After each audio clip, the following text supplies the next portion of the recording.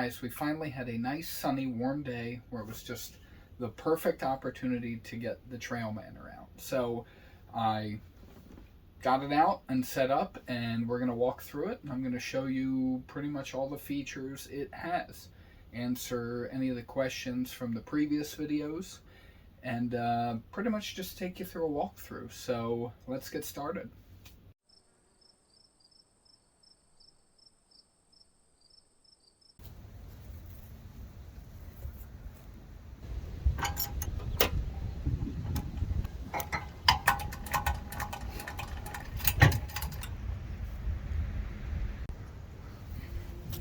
Two latches on either side of the camper release so that you can lift up the front and back of the trailer. Once the latches are released, just grab the front of the trailer and lift it up. It's counterbalanced and easy enough for one person to pull it open. These pins lock each section into place to prevent it from closing while you're inside the trailer.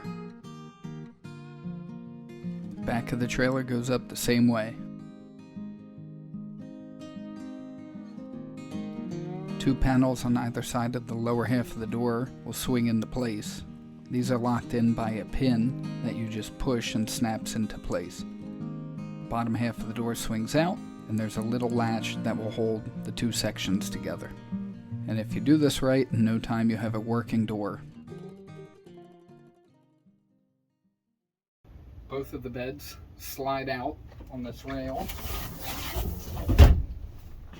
These pins lock them into place. Same thing over here.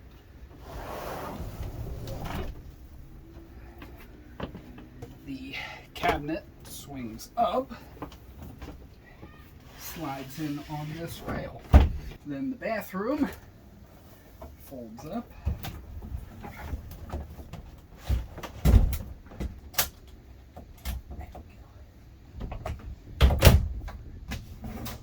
Go. I think that's about it. One little guy there, and the big fella goes over here.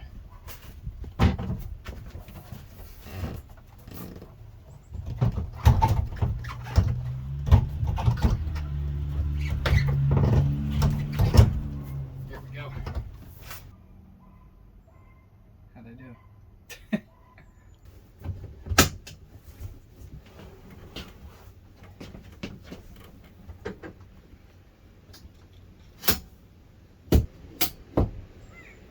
It's pretty nice out, but it's still breezy. So now that we're set up, I was able to get the door closed so you could actually hear me. The gaps from setting up the top seal with these flaps. You can kind of push down, and that seals the weather and bugs and all that fun stuff out.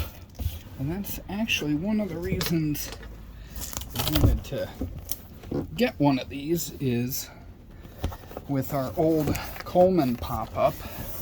We were camping at Jonestown Lake up in Pennsylvania, and our campsite was pretty nice, but at about 9 o'clock at night we were infested with hornets. Oh, look at this. We have visitors. Hi there. You coming in? Did you see his face in the window? I did, yeah. Hi. What do you have? More oranges. More oranges. Oh my goodness. Yeah, you gonna hang out with me? I got a new camper. We didn't get, well, and we got a new camper, but this has been in our garage, remember? Uh-huh. What do you think? Is there a bathroom? That is the bathroom, yeah. Well, I think something's missing. What do you think's missing? Toys. Toys. And you know what else is missing? A TV.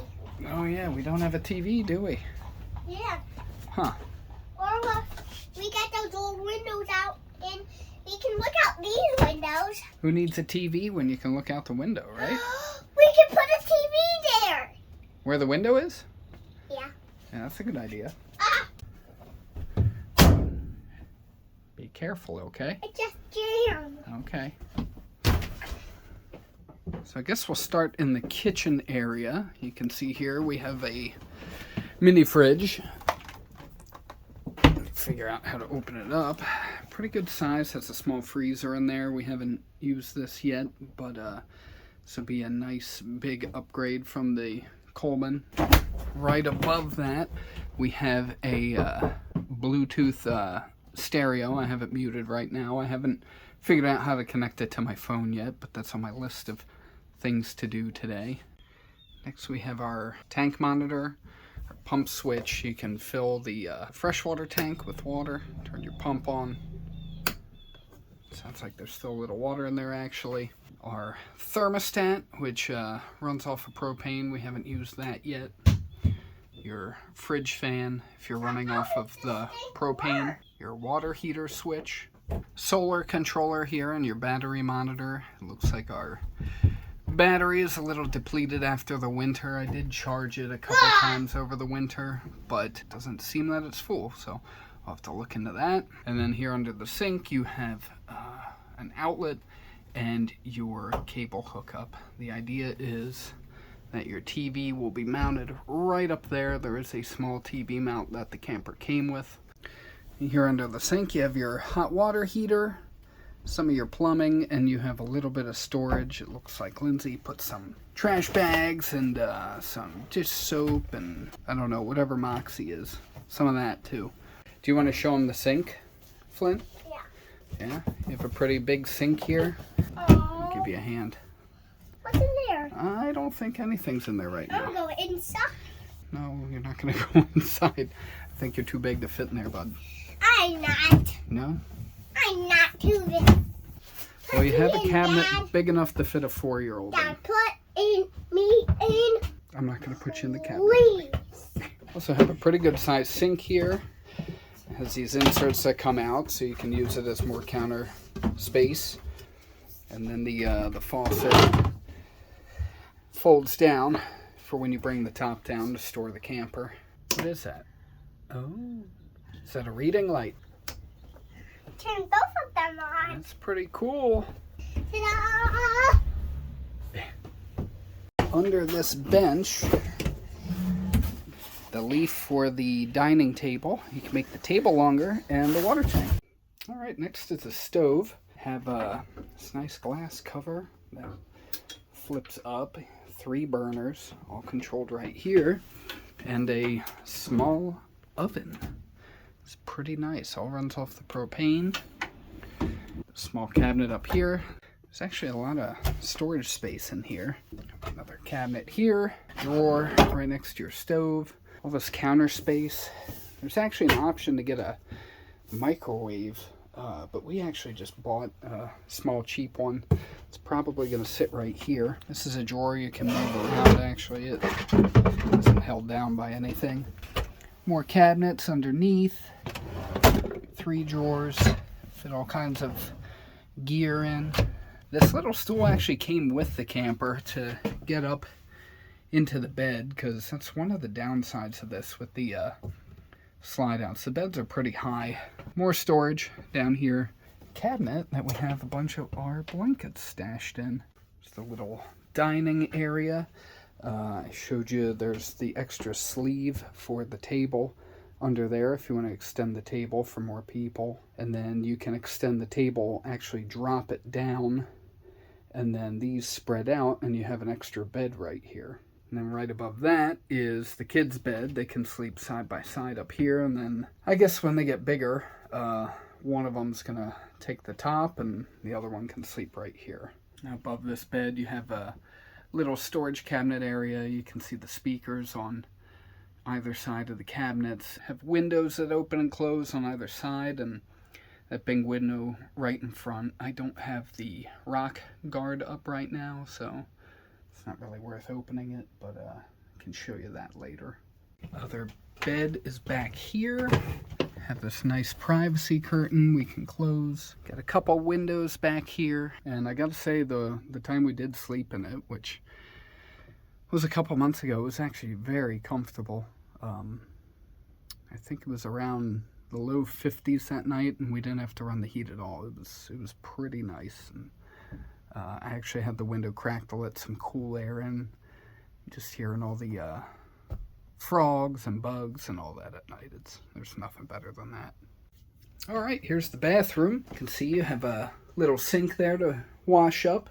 You have your recirculating toilet. Flynn actually went to the bathroom in here while I was filming, so now I have to figure out how to clean that out without having a water hookup. That'll be a lot of fun. And you have your bathtub with your shower wand. Also have a exhaust fan here.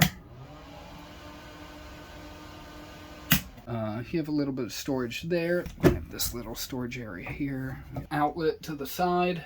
And some of the other miscellaneous things inside. You have a patio light switch right here. There's actually lights on the outside that you can light up at night. You have an exhaust fan that you can vent, which is kind of right above the stove. So if you're cooking inside, it comes in pretty handy. You can just pop that open with this little crank.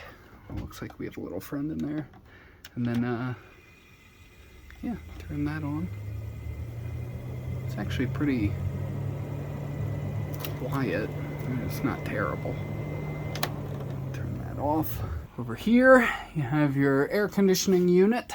Haven't had to run that yet, but we're going to be down in Delaware in July, so I imagine it'll come in pretty handy then. And you have another vent over here you can open up to vent some hot air out. All of the lights have this on-off switch, so you can turn them all on or off independently. It's actually pretty bright. They're all LEDs. They stay pretty cool. And then you have the main power switch right here that controls, well, the power. Shuts everything off. Door pops open right here.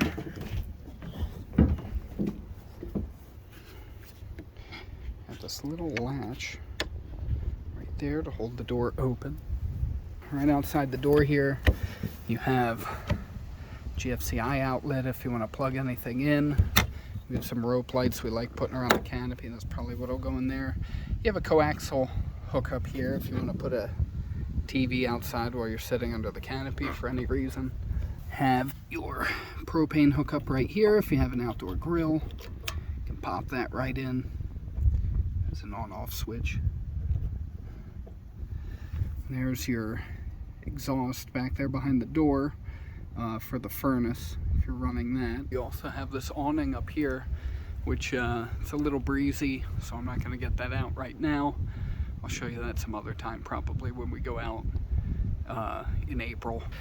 Have this pin that pulls out, and that allows the tongue to swing around. I think I showed you that in one of the last videos. It's nice when you're storing it.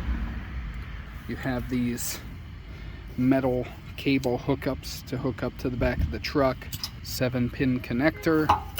Your safety breakaway. Let's see if I can get that. This just hooks up to the back, and basically if the trailer disconnects, this pulls out and it applies the brake to the camper so it stops. That's why you need to have your battery charged at all times. 2 propane tanks with an automatic switchover valve. And then back here is the battery, which I need to check on. I'm going to leave it out here for a bit. Hopefully we'll see if the solar panels recharge everything. And if not, we might need to switch out the battery. I know winter can be pretty hard on them, and shame on me. I should have pulled it off the camper and brought it inside for the winter, but I did not do that. So we'll see what's going on with that later. Probably saw this before, but the bumper has these little latches.